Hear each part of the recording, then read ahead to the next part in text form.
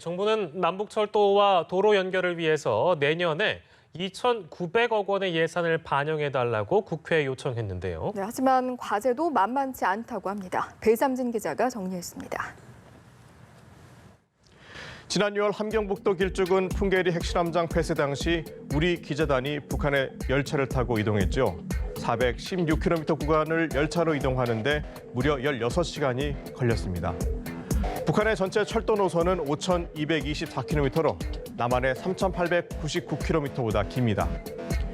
여객 수송이 60% 이상, 화물 수송 90%를 차지하는 핵심 운송선이지만 심각한 노후화로 평균 속도는 시속 30-40km에 불과합니다.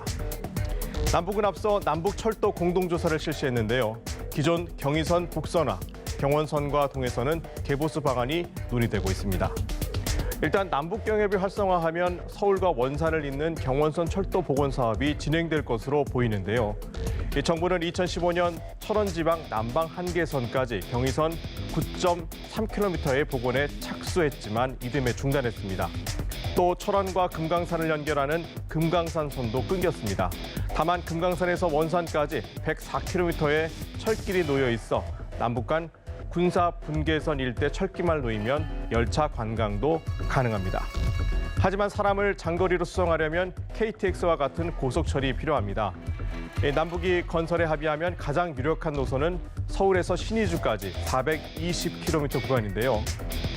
경부선 KTX 건설의 경우 20조 원이 들었지만 북한은 토지 보상비가 들지 않기 때문에 건설 비용이 절반 정도로 줄어들 것으로 전망됩니다.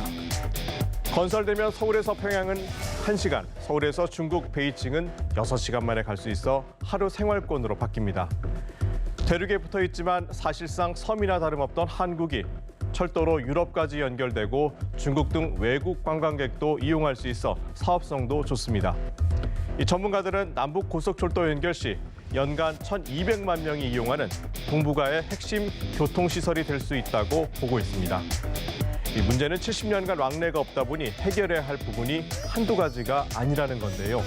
우리는 25,000V 교류를 사용하지만 북한은 3,000V 직류 전압을 사용하고 있고 신호 제어 방식도 우리는 자동, 북한은 수동이어서 신호 체계도 통합해야 합니다.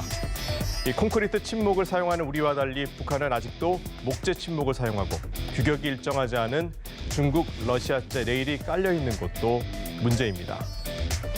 이 터널이나 교량 붕괴 우려도 있어 일부 구간에서 자전거보다 느리게 운행하는 것도 문제입니다. 아직 남북철도가 어떻게 개보수가 될지, 고속철 건설 계획은 어떤지 구체화된 것은 없습니다.